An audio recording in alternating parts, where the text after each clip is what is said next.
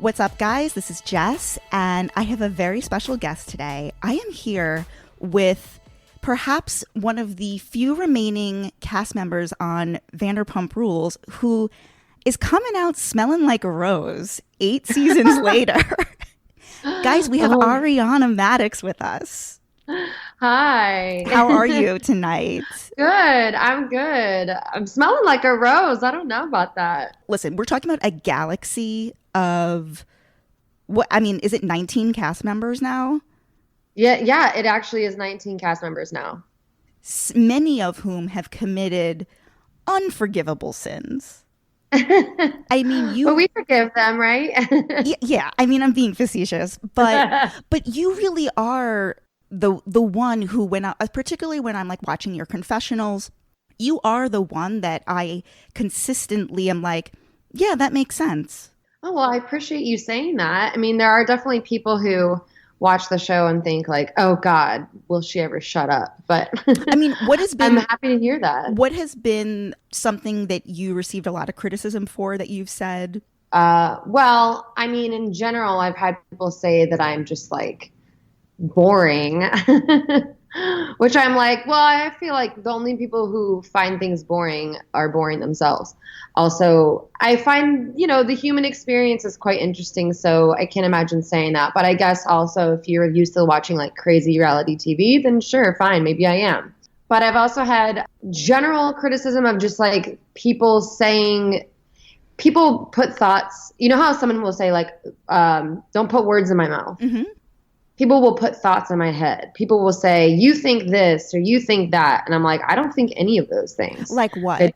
They'll say, Ariana thinks she's better than everybody. And I'm like, I actually don't think that could not be further from the truth. But that's kind of like a thing, like people will put thoughts in my head. Mm-hmm. I have so many questions for you in all different areas. Why don't we start? So I know that you're originally from Florida, but you spent a bunch of your formative years here in New York City, where I am. Yes, I did. So what were you doing at that time? I would spend summers in New York while I was in college, taking classes at NYU. That NYU summer program was like such a godsend for me. And what were you studying? Theater, audition technique, taking vocal training. Were you at Tisch? It was through Tisch, yeah. But it wasn't like I didn't have to like be in Tisch for it. So that was great. And I was like acting, bartending, all of that when I lived in New York. My first like paid acting gigs were while I was living in New York. So it was fun. Do you remember the places where you bartended? Oh yeah. Butter restaurant. Oh my God. In NoHo. Yeah. Right? Yeah. Yeah. And now it's in, now there's one in Midtown, which is like so crazy. Yeah. So Butter Restaurant, I worked there for so long. And then I bartended at Puffy's Tavern in Tribeca, which is just like a little Irish pub. I bartended at Johnny Utah's in Rockefeller Center for a while. And then I would do like events and stuff. I had a lot of really weird jobs, especially living in New York. I promoted cigarettes for Camel. Like I was one of those people that would go around and ask people for their IDs. Oh my God. Which, by the way, they are taking your information for insurance. They say they're not, but they are. I was a go-go dancer for a while. Where? A lot of meat packing. So like there was Marquee, One Oak sometimes, like right when that first opened. What years were these? This was like, I moved to LA at the end of 2010. So this was like from like 2005 on and off, and then 2007, like solid all the way to 2010. Yeah. And where was your apartment? My first apartment was 13th between 1st and 2nd. East Village. Then I was 6th between A and B. Okay. And then I was Clinton Street between Stanton and Rivington. So Lower East Side. Yeah. So I just kept going further and further this way. Did you like living in New York?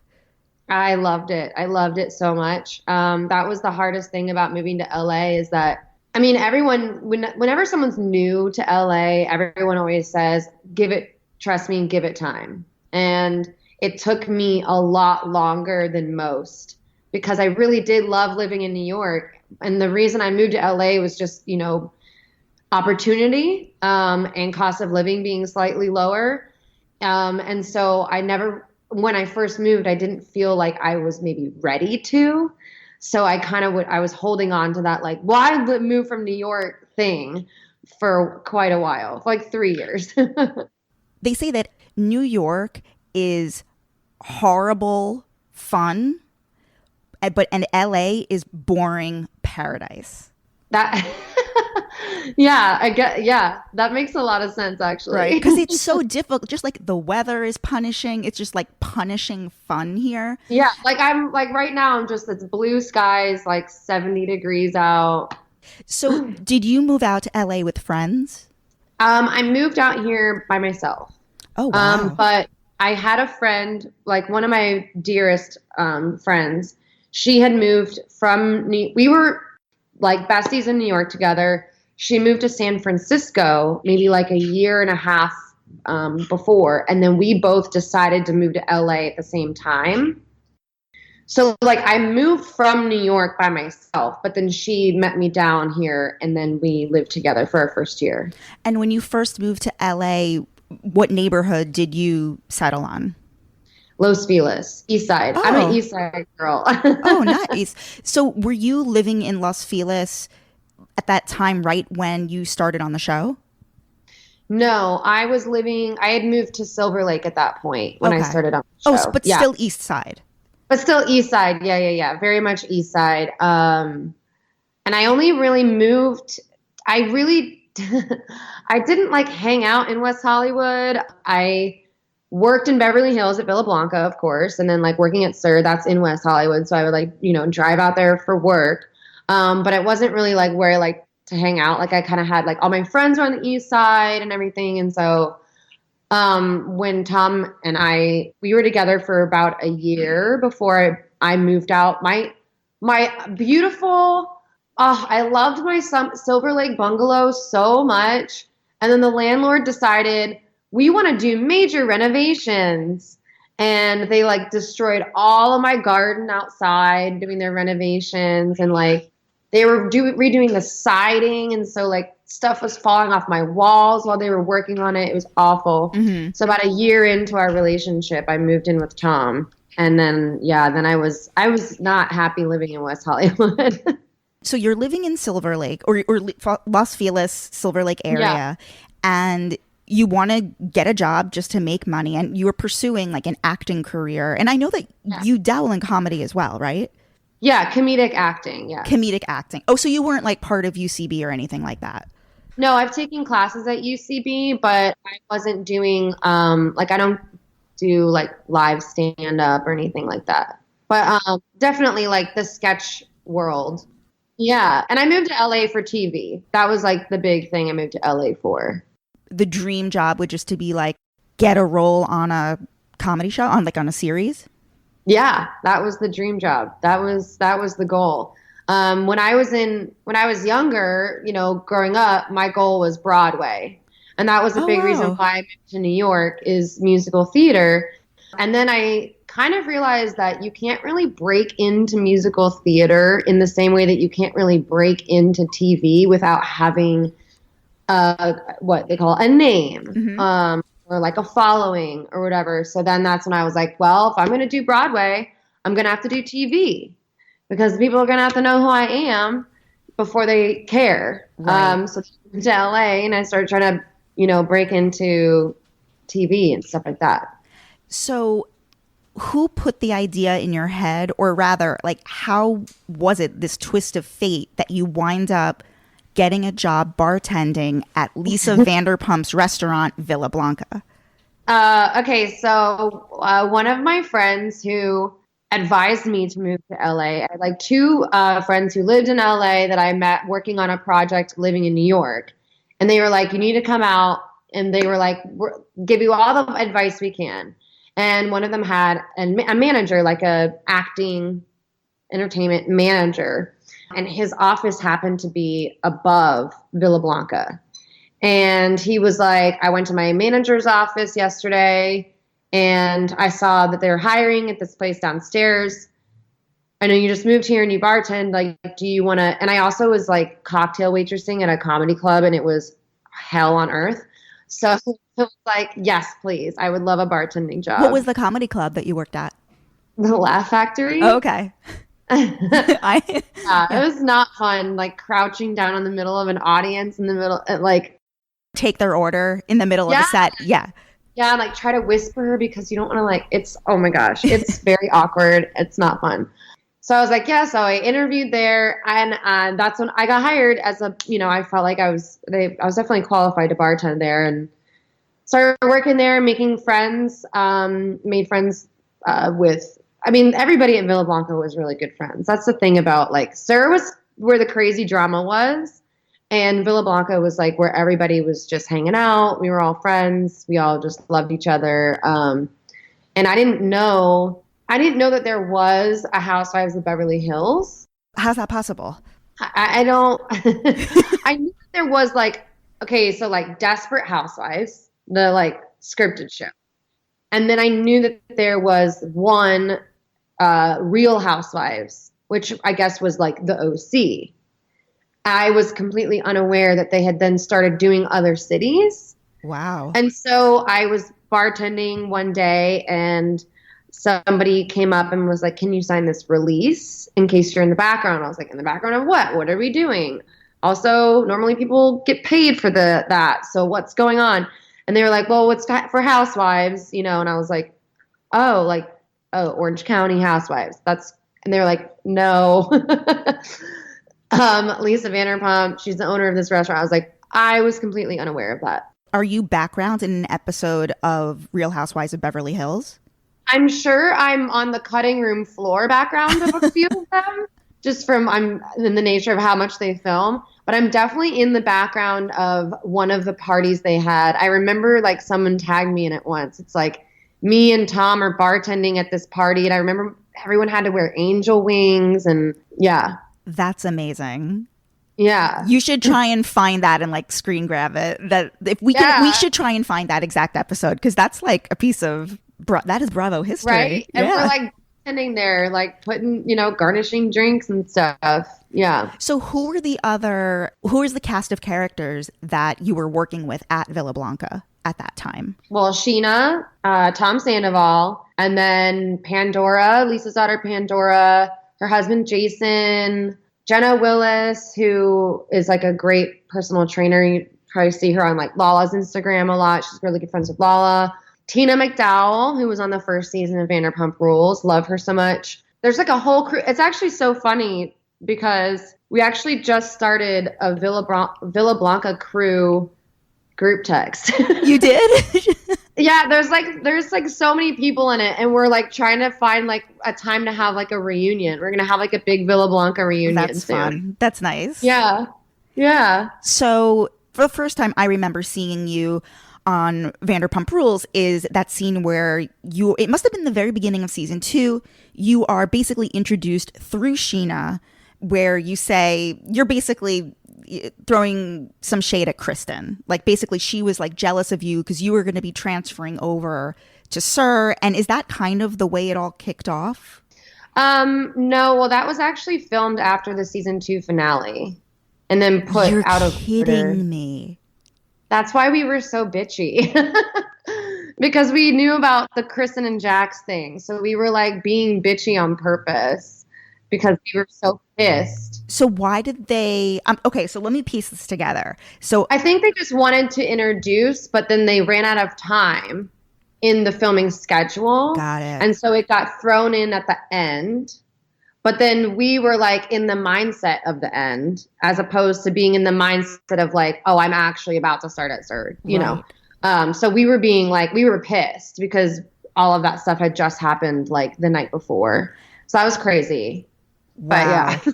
So when they initially came to you, was it literally Lisa Vanderpump who came to you and said, listen, I want you to join the cast? Because now it was an established show, Vanderpump Rules. Like, did she literally come to you and say like, hey, we think you'd actually be good on the show?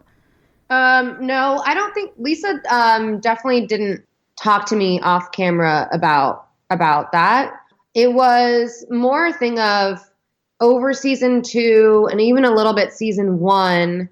there would be things going on. You know, Sheena is a very good friend of mine. Obviously, Tom Sandoval was a good friend of mine too at the time. And like, there would be things happening like her birthday or, you know, and it's like, I want to go to my friend's birthday, but I'm like not being there, but this is being filmed for television. Meanwhile, also the guy I was dating was like super, super, super controlling and awful and disgusting and just like very, very against all of that. And so I was always like afraid of being on a reality show because I was like, he's going to hate me and all of that. Coupled with the fact that I was like, well, they're getting paid and I'm not. So, you know, it was kind of this thing of like, I want to go to my friend's birthday, but then it becomes a thing of like, but then it's a show. It's like, there's like multiple things happening at once. But then it was just, it felt bad. It felt like so difficult to keep missing out on moments in my friends' lives because it's being filmed. Like, I'm like, I just want to go or just be IRL, you know? And so there would be, you know, things presented of like asking me to be more involved or, you know, making it so I was more involved. And then I asked my acting teacher actually what she thought of it. And she said, you should do it. And so I was like, you know what? Fine, I will. But yeah, it was the producers that do like all of that kind of like, they do these interviews and they ask you like, what do you think about what's going on and all of that stuff. And then, yeah, they just figured it out, I guess. Did you watch the show, the first season? No, I didn't have cable. Oh, wow. So I don't think I've seen it even still to this. I've seen parts of it, of course, you know, there's like that one scene that everybody has always, like Stassi saying she's the devil or whatever. Yeah. I'm like, I've definitely seen that scene, but I don't think I've seen a lot. Sheena performing when I danced with her. But other than that, that's it. And of course, like Jax ripping off his, like the cable sweater. Oh, yeah. I definitely have seen that clip. Yes. Take me through your romance with Tom. Like basically like the love story. Like you guys were friends obviously for a while, a couple of years. Yeah. You know, he was with Kristen for, how many years was he with Kristen? I think 5. Wow. That's kind of unbelievable. Like now that like you see the way it's all like, isn't that like a real head scratcher? I guess. I mean, to me, yeah, I guess it is now. Well, it's also funny because like, yeah, so he was in a relationship. We were both in objectively, you know, taking myself out of the relationship I was in and he was in. Objectively, we were both in really horrible relationships. And when we would bartend together, you know, we would kind of be like, I'd be like, how's it going? He'd be like, oh, this is happening. I'd be like, well, you should probably apologize. Or, you know, like we would try to help as friends do, you know, especially when you're working together and you're in the trenches bartending. And then, we were friends for a few years. And then when my dad passed away in like August of 2013, that was right after the season 2 finale. So right after like Tom punching Jax and blah, blah, blah. And we weren't really hanging out. I think people, especially after something like that, everybody kind of takes like a break from each other.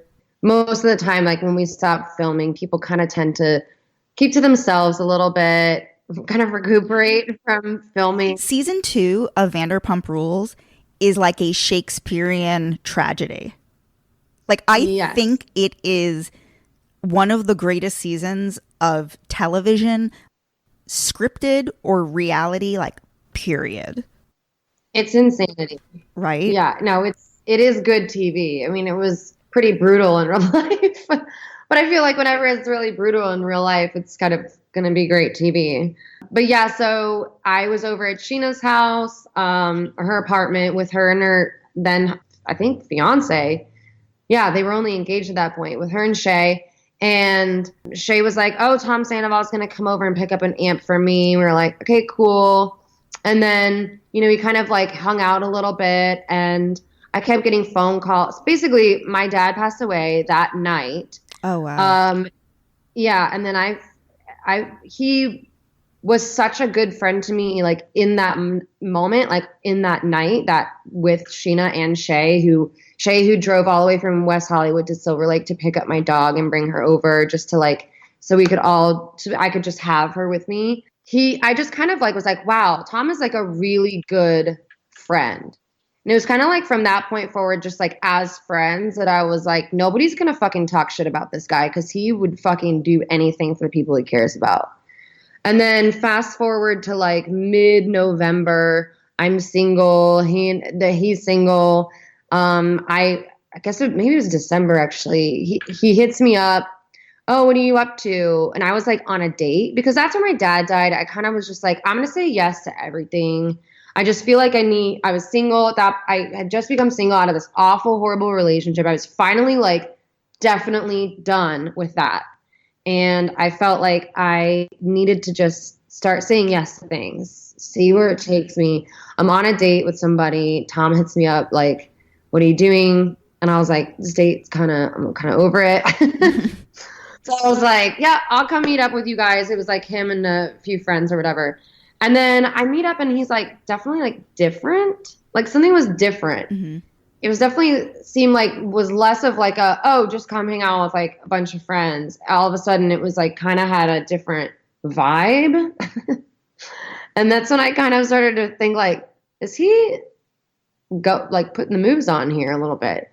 And then I was like, this is actually not that weird. But of course, when you're friends with somebody, you run that risk when you cross the line of like, you're going to lose that person as a friend. Or is this going to be something really great? But I was like, fuck it. And so we kind of just in December started hanging out more as romantically, I guess you would say. And then we went on, on New Year's Day on January 1st, we took a road trip up to Napa and went on a vacation together, and it was just awesome. And then, from that point forward, it was just, that was it. What's interesting is that probably in like the months that I assume it was the months that followed when you guys started filming the next season, when you guys are established as a couple, Kristen was awful to you, accusing him of, seeing you behind her back, all of these things. Now, what's interesting is I know that you guys are now the show is showing you as being friends. Yes. Yet they never showed this transition. They never showed how did Ariana and Kristen actually form a friendship through these were two people, or at least I don't know what your opinion really. I think you just, from my memory, you just it was your opinion that she was just kind of nuts. But she was like really cruel. And how did you become friends? Slowly, kind of like definitely I think it helped we wanted to just create some like healthy boundaries and distance away from her at that time. And that's, why we were like, listen, I'm not trying to go on a vacation together, whatever.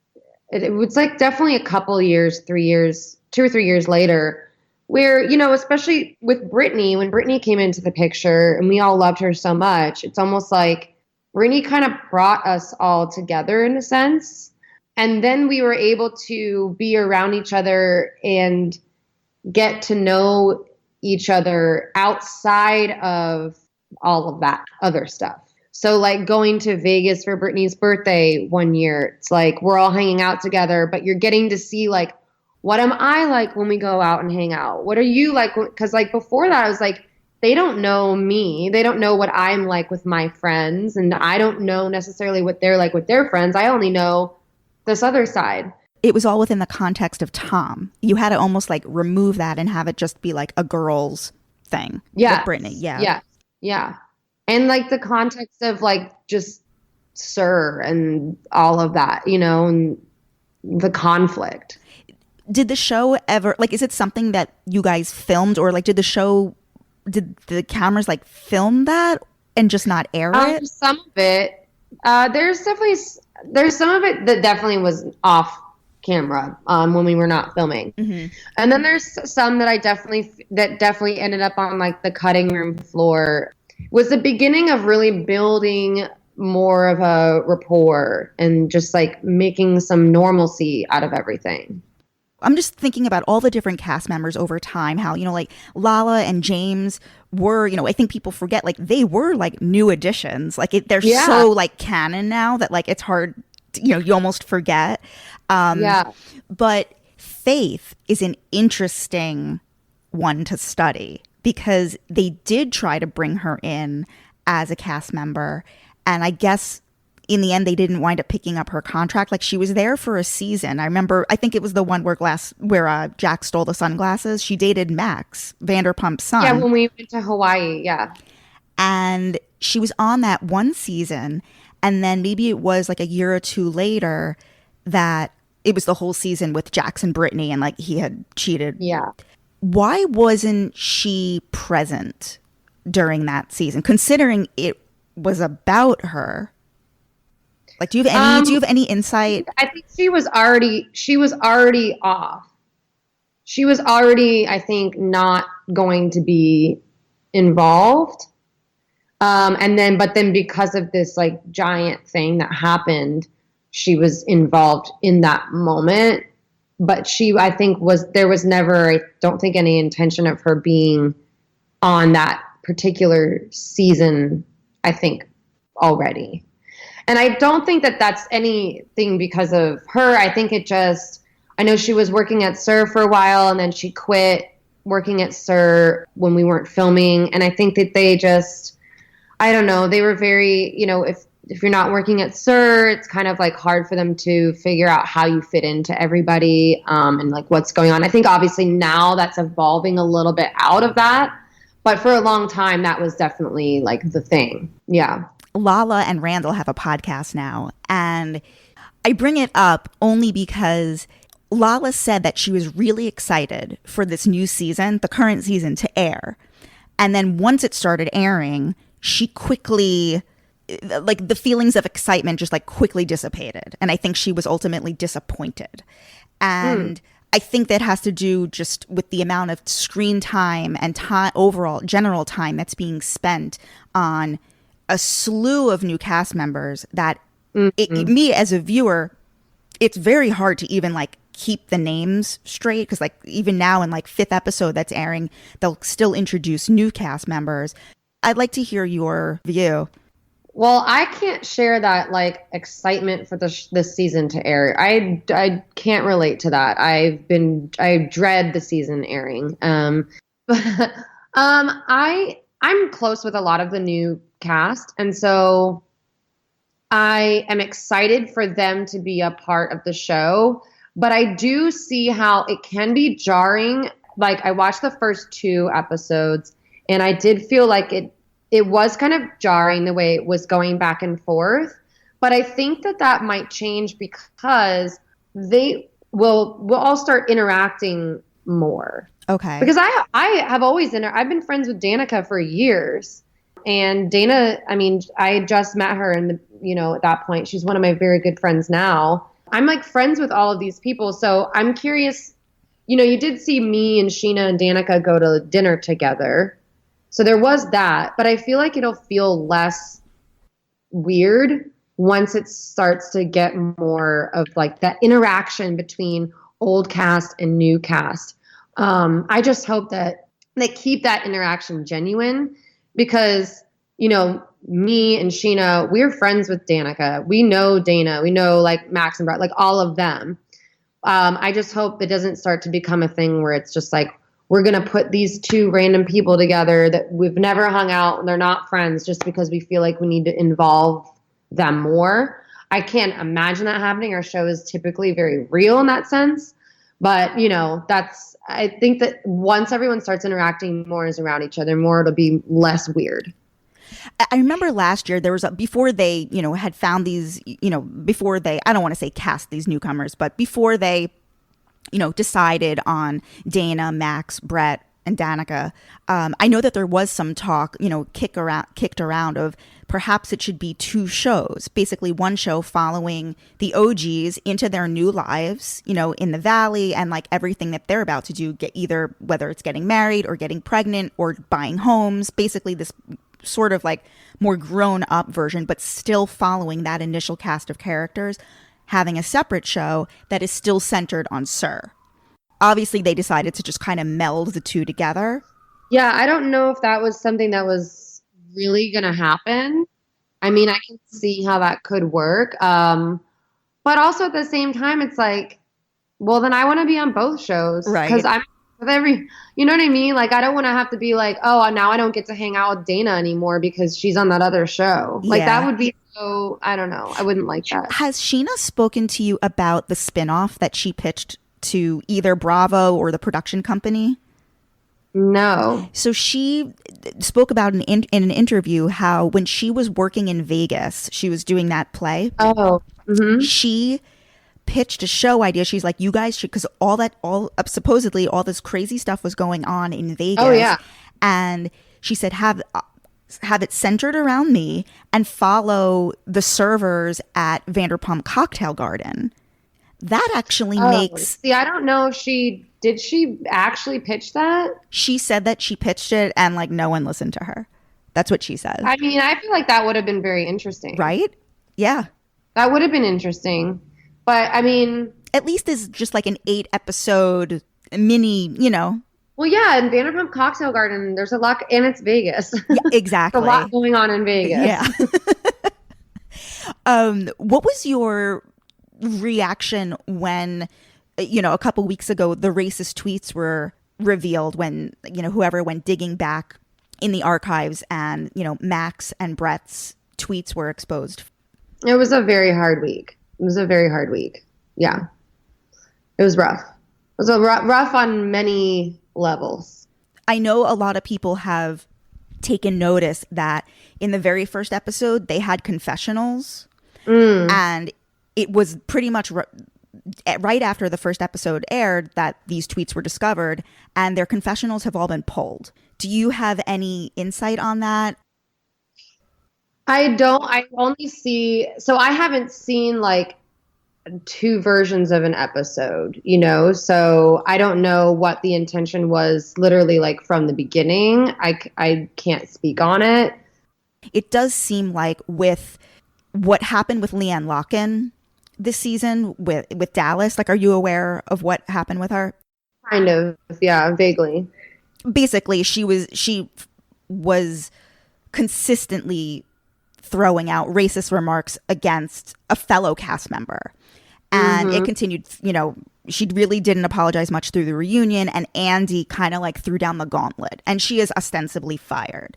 It seems like Bravo, I think that at this point they have a 0 tolerance policy, as they should.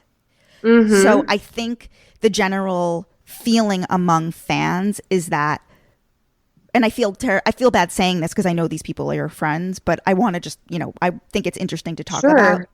Well, they can be my friends and still have done some fucked up things. So, you know what I mean? Totally. Yeah. You can separate the art from the artists. I mean, I don't see them very much, but... On the subject of Stassi, both of you released these major release books this year, and it does seem like the show is kind of pitting you guys against each other in this competition. Which is so, I think, gross. To pit 2 successful women against each other, I think is gross. But I don't think that's the show's. I don't think they're intentionally doing that. I don't. Our production company has no intention of like trying to do that at all. I just think like as a concept, when people do that, I hate that. But I think what people forget is that her success, like the success of her book, means nothing but amazing things for your book sales, Kristen's book sales, and any other publisher that's going to now come out of the woodwork trying to snap up these Vanderpump kids. That's what I was trying to tell people, and that's literally what I was trying to tell people when this like idea of like jealousy or whatever, and I'm like, that was exactly what I was trying to tell them. I was like, you have no idea these like celebratory conversations that we had with our publisher the week that her book came out, being like, fuck yes. And it was so validating for me, who had been trying to sell a book to a publisher for a while and being turned down because people didn't want to work with Vanderpump cast, people didn't want to work with Bravo cast. reality star books don't sell, this whole thing. And so when her book was doing well, I was like, I fucking told you so. I knew that it would do well. And, and her book came out in, I think, April, and ours came out in December. Two completely different times of the year in terms of like spending habits, two completely different kinds of books. And our book has been killing it, and her book's killing it. And I just think that Kristen's book is going to do well. Like, I just think that you're so right. And people are kind of like they're not it's like some people are just not grasping that that's like a part of the business. Right. Yeah. I mean, it seemed like not so, from my perspective, it seemed not so much them trying to pit the two of you together, but maybe it was more so like Tom's reaction, like on that basically that book release party that she was having at Tom. Yeah. I think that was really it, like his like kind of over the top reaction, which I know you were annoyed by, like you've been vocal about that. Yes, I was very vocal about, I remember right out there in my backyard being like, I'm going to bed, but don't text her. And what was that? Was that literally James Kennedy in his ear? No, we saw James Kennedy for maybe like 30 seconds. Oh. He was at the same bar as us, and I think we talked to him for like 30 seconds. Basically, the first thing that we said was like, why aren't you around? We've been filming. Like, where have you been? And he was like, I'm working on it, like, blah, blah, blah. And then that was like it. Said hi to Raquel, love her. Why hasn't James been on any episodes thus far? It seems like he's going to start, like with this Pride episode. Yeah, he's definitely like on next week's episode. I honestly, I don't know, because I don't know. I think there's some like behind the scenes stuff and that sort of thing that was going on around that time. But I still just think that like he's so important I just think he's such a compelling person to watch. He is, he is critical to the show's success. I actually fully agree. And I think that essential. Listen, he makes some pretty messed up mistakes. He's said some pretty fucked up things, but I think we all have, I have, like everyone has. To watch him grow as a person, I just find like I get to see that in real life, but I want to also like have that on the show, Who do you think is best primed, or who do you think would go for an opportunity to cross over into Real Housewives of Beverly Hills? Anybody who's asked. Really? Anybody who is asked to do that would do that, I think. Who do you think would, like, do you have a guess as to like, if you could like take a swing, like two people who you think like, because I can tell you who I think they may, if they were to do this. See, I think it would be weird if they did that, and I don't think they would do that. Uh-huh. But, I don't know everything. Yeah. So I don't know. I just don't think they would do that, because I think it would be weird, right? So the one person who I think it would not be weird is Lala. Yeah. No, I get what you're saying, but I feel like even then, like Lala has such genuine friendships with us on our show, and she would be starting out on a show where she wouldn't necessarily know people that well. And right. I think it would just be, I don't know, it could either be great, or it would be kind of like she doesn't care as much because she doesn't know them that well. Do you think Lisa Vanderpump will go back to Beverly Hills in a year or two? She always says never say never, and I always think that it's good to Tom taught me not to speak in absolutes, never say never and always. So never say never, but I think that if she did, she would definitely need some time before doing that. So I think if she did, it would be a while from now, only because I do think with our show this season, I feel like she really kind of found it was different because she was around a lot more. And I feel like we got to see a side of her that we normally don't, on a level that we don't get to see. And I think that she might really enjoy just doing our show for a while. Mm-hmm. Well, Have you heard about this Denise Richards, Brandi Glanville?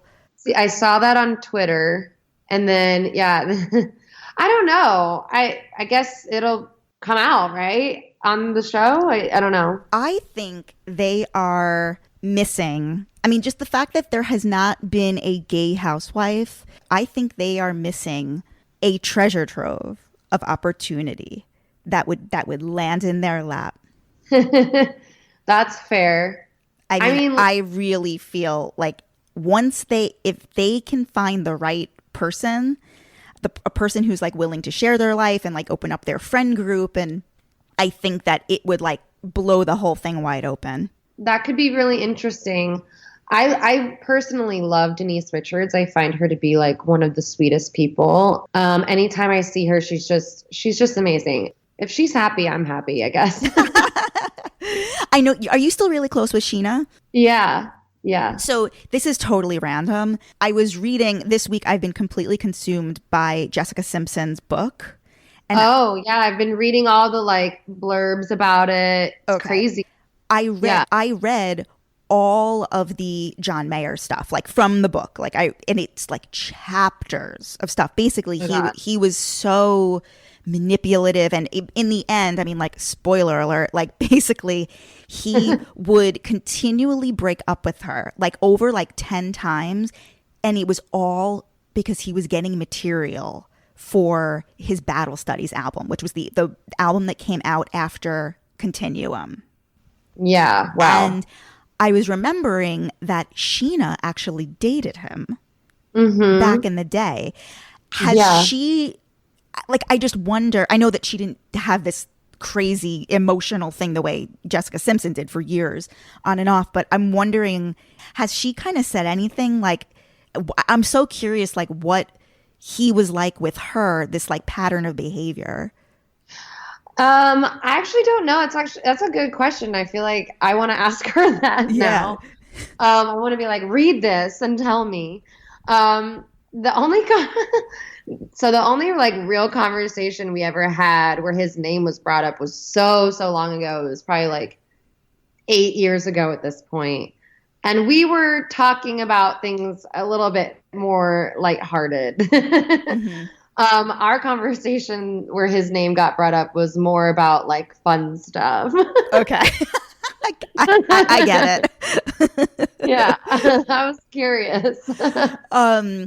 You guys, from what I've like read and gathered, it seems like Jax is not part of your everyday life, right? Like, it seems like there is this divide. I mean, I don't know that he was ever a part of my everyday life. But I mean, through Tom, because they were really close. Yeah, they were close. But again, I mean, he wasn't like over at my house every day. He gave this interview actually to a Bravo outlet. Did you listen to this interview that he did?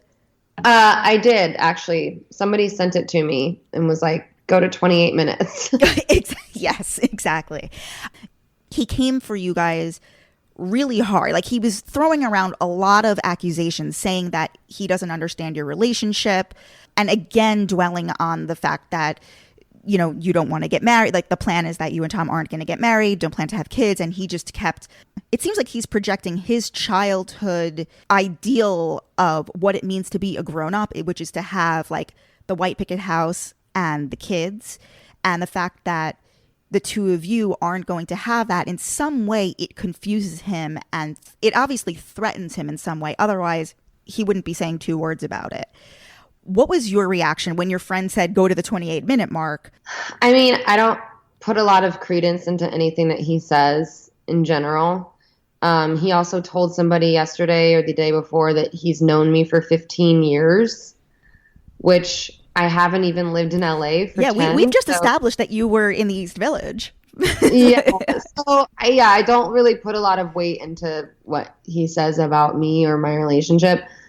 That being said, I feel like, you can't like throw your relationship or your marriage around as like a weapon. You can't like weaponize it. And also, my relationship doesn't have to look like his or anybody else's relationship in order to be stable and happy and, committed or any of that. So I kind of was like, yeah, this sounds expected in a way and gross. I don't know. What was Tom's reaction? I think he was pretty not happy about, or I don't know how to say this. I think he was just kind of like, wow, like, fuck that. This is where he's at now. Okay, cool. Have you ever been furious at production? Yeah. Tell me. Yeah, I feel like I'm a lot of times not very. It's not often that I'm like really mad at like another cast member. I feel like I'm mad at production like way more often. Just like little things, just I get in my head. I'm an overthinker, and so I'm like sitting here. I just get in my head, and I have these like thought spirals where it just gets out of control, and then, I'm always like, what are they planning? Like, what are they plotting? And they're not usually, but I feel like I get mad at them way more often than I get mad at anybody else. When Tom revealed the stuff between you and Lala, when he was like telling the guys, like, were you mad at production in any way for like egging him on? Like, I imagine behind the scenes, they fueled that maybe a little bit further than Tom was initially going to reveal. And they probably, once they caught a little bit of wind of it, I could imagine them being, we're going full throttle on this. Yeah, I think somebody overheard something that was said, and then it was like, well, you can't, you got to tell us what's going on. And that's fine. That's their job. I'm not mad about that at all. My only beef with that whole thing was just, the fetishization. Yes. It's hard to say right now. The fetishization of it for like the guys. That was kind of the only thing. I mean, I understand they got to get the story, and so that's fine. That was fine with that. I get it. Yeah. I have to say, I mean, just to like let you know, like, I am gay, like I have a partner, and the reason why I know they are missing out on something by not casting a lesbian housewife like that, like, I'm saying this from my life experience. Like, my friend, like, I mean, I'm sure you watch the L Word, like, what this kid, the crazy. That was all drama. Yeah. But I have to say, like, I love the way you hold yourself, especially when Jax was on Watch What Happens Live and like under his breath saying, oh, well, Ariana's a lesbian. And that is the reason that you don't want to get married and have a baby. The fact that you went on Watch What Happens Live after and pointed out that he said this in front of a gay host who is a single dad himself. I know. It pointed out the ignorance, first of all, and just like the hypocrisy. And the reason that I love you and why I think you're fantastic is that you're smart enough to grasp onto all of these things. And you're also not afraid to like go right out there on TV and like have it make comprehensive sense. Well, thank you for that. I was kind of like, this doesn't make sense. I think sometimes most of the time, I think he just doesn't think before he speaks, and things like that come out that really that doesn't add up. It doesn't make sense. Yeah. Andy is a gay single dad, it's like, it's silly. But I think that something I've learned over the years is that it is just to own who you are and what's going on. And, if you deny something about yourself to people, then it just feels like it doesn't go away, or that people don't leave you alone about it. But if you're just like, this is who I am, then I'm like, then nobody can tell me shit. Like, if I'm like, guys, I live with depression, it's fine. I get through my life. I'm living. Like, I'm enjoying life. But yeah, it's a thing. It's a thing, and it's fine.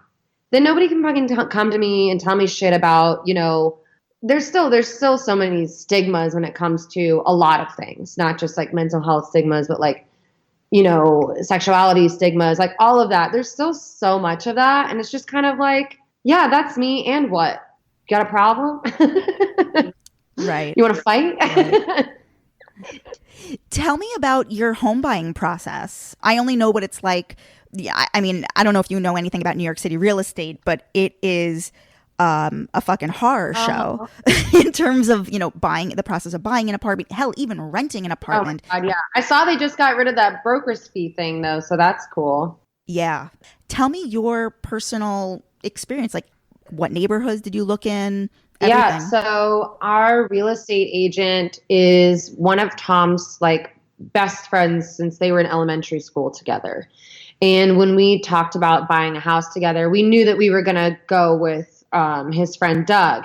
And Doug works for a company called Redesign, where it's kind of like Property Brothers in a sense, where like they'll help you get a house, but then if there's renovations, like they can manage the project. They can tell you right away how much that's going to cost, what you'd be getting yourself into if you got this, that, or the other. So when he was like, okay, are you guys ready? You know, we went through the pre-approval loan process, which was, you know, it's crazy. Like they'll drudge up stuff that you're like, are you kidding me? That like cable bill from 1998 and unpaid parking ticket from like, 95. Okay. Yeah.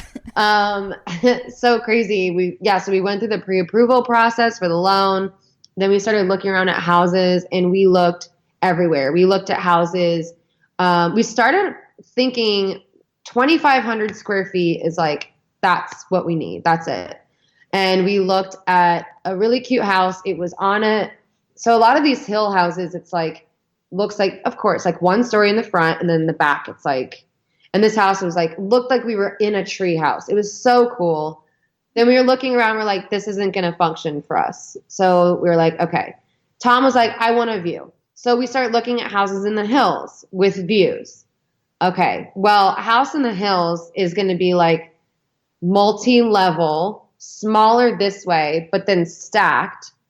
And then you're going to have the view, but then you're not going to have a yard. And I was like, that's a deal breaker for me. Must have a yard. I need grass. My dog needs to go outside, run around. I want to get more dogs. Like, I need that.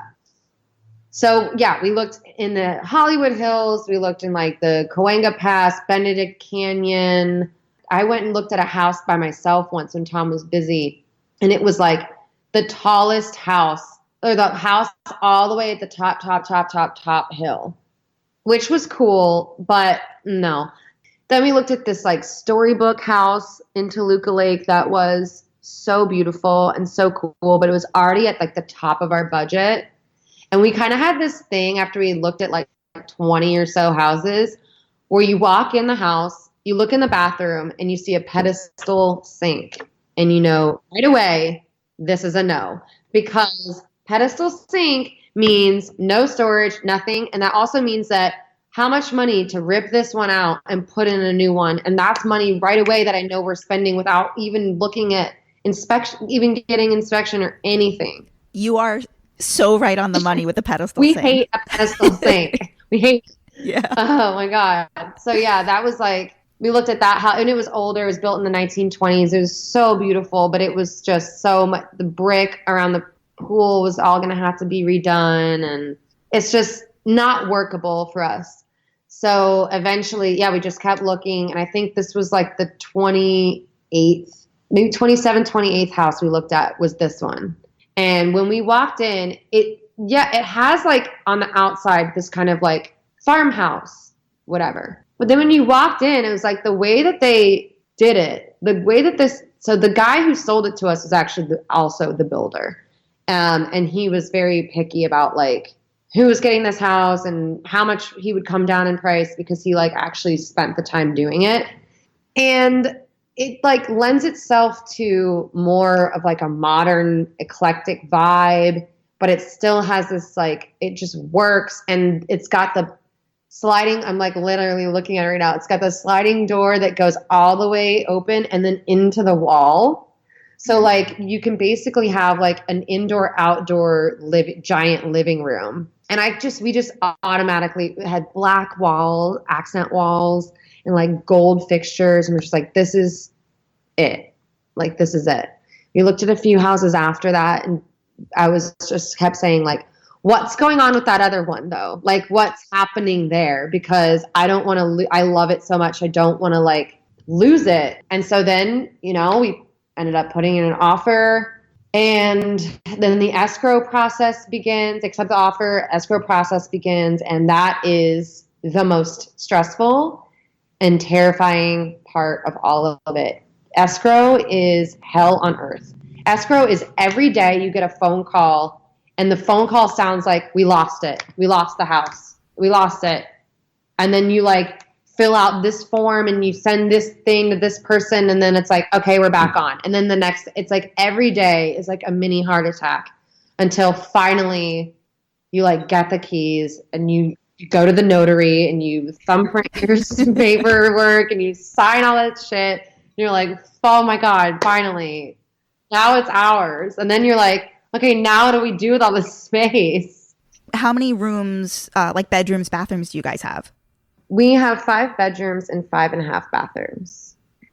And so did you like each take a bedroom for one of your closets? No, so we each have our own closet too. So that was another thing about a lot of the older homes that we looked at is older homes, it's almost like, did they not have clothes back then?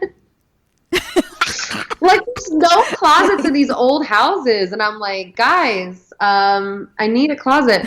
So when we walked into this place, what was so cool is like when you go into the master bedroom, there's a closet on the left and a closet on the right.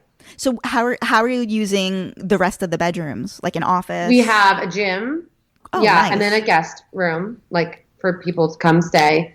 Yeah. I heard him in some interview say that he wanted to have Nick Elaine design the bar in your house. He does. He's working on it now. I'm not Nick Elaine's work. Nick Elaine is not working on it right now. No one's here. That sounded wrong. No one's here. But yeah, Tom is working on a bar, like a fully functioning bar in our house. So there's been some construction there. They had to go, get everything permitted, cut into the wall, put in a line for water, a line for ice machine. So it's gonna be really cool. But of course, it's like it's a project.